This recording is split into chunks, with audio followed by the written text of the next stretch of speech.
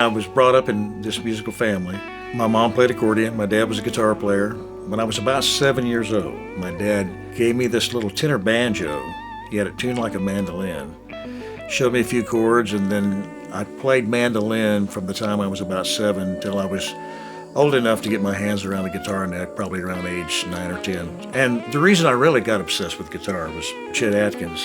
One day, my dad heard me working on this particular Chet Atkins song, and he said, if you learn to play that song, I'll buy you an electric guitar. Well, that was like on a Tuesday I started working on it, and I had it down by Friday, so he had to ante up.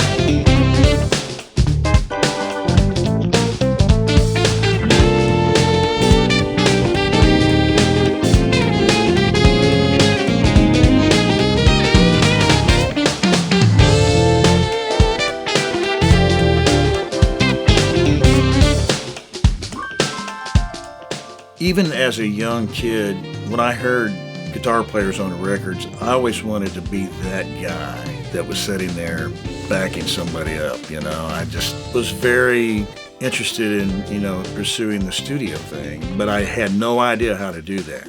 I went to a concert one night, this group, the Imperials, and afterwards I approached the band leader. They hired me, so I ended up moving to Nashville. From there, I got approached by Amy Grant's organization to do a tour with her. So the first tour I did with Amy, I actually ended up playing bass, and then the second tour that I did, they moved me over to guitar, so I've been kind of staying in the guitar world ever since.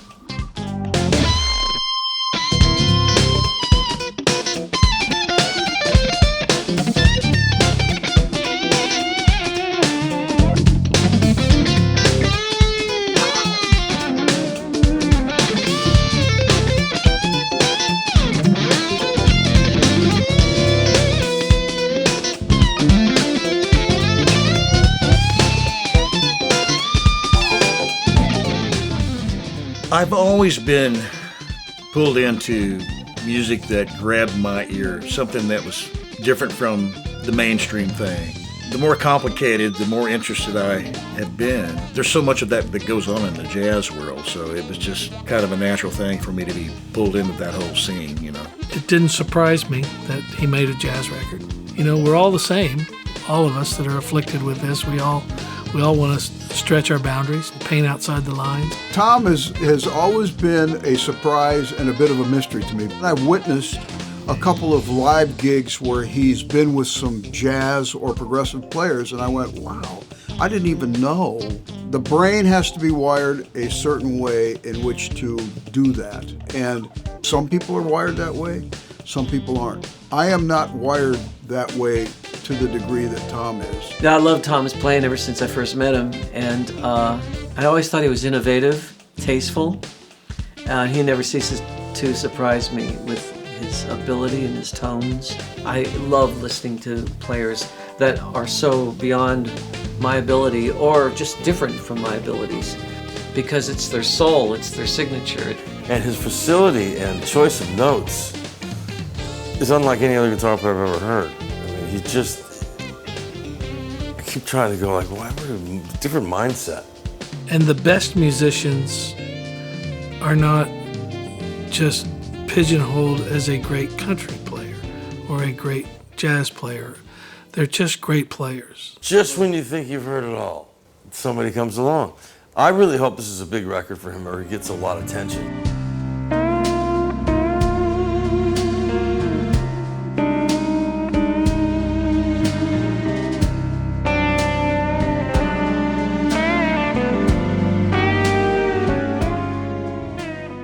This studio that I'm in, I've been in here for 27 years. Through the years, I have gone through a gamut of speakers.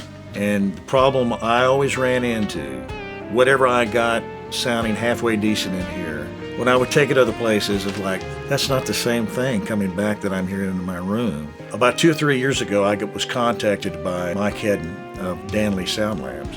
And he contacted me and said, hey man, I'd love for you to hear some of my speakers. We're starting this new studio line. He came to my place one day and brought a bunch of speakers, and we checked these things out, and I was just blown away. When you're listening to them, it sounds like whoever's playing is sitting right there in the room with you. They're just so distinct and so clear and so natural sounding. I ended up with some of these speakers that I've been mixing on for a while, and it has solved pretty much all my mixing problems. When I mix now, I take some of these mixes to other places, listen, I'm going, oh yeah, that's what I want it to sound like. And ultimately, we ended up mixing the new album, Dealing It, on these speakers. And the result of that is everyone listens to the record and they says, oh my gosh, this thing sounds amazing. I can't say enough great things about Danley speakers. They just sound phenomenal in every situation.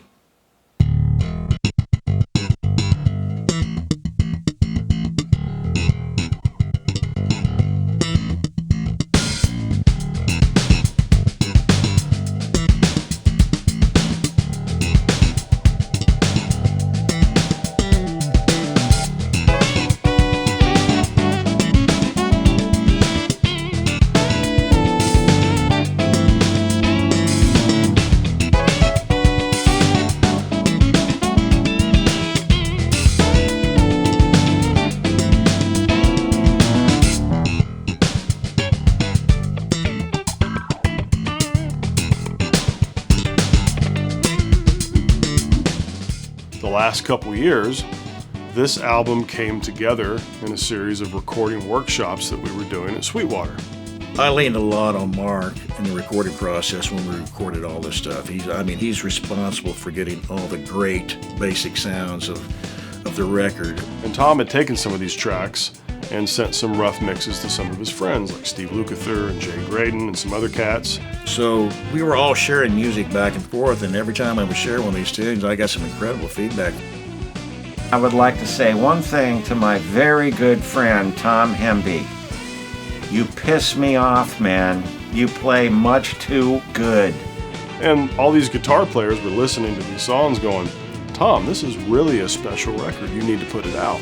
And I think that was the push for him and me to, hey, let's actually carve out the time, go into the studio, finish this thing, and put it out there because this music's really cool and it has something to say.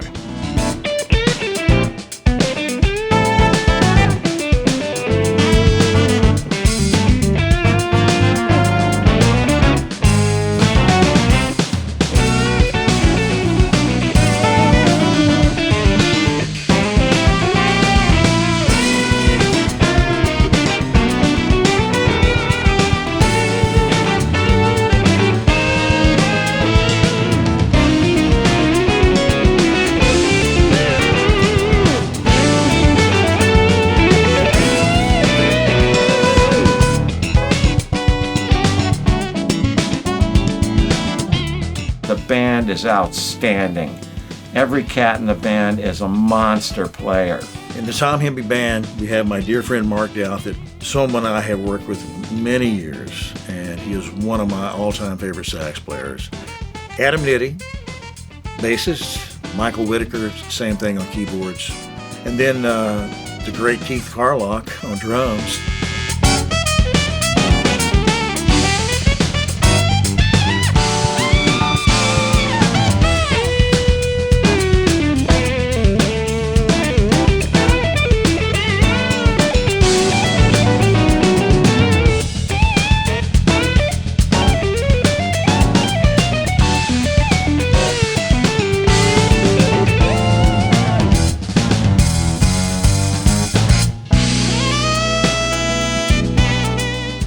This record's going to come out in 2022.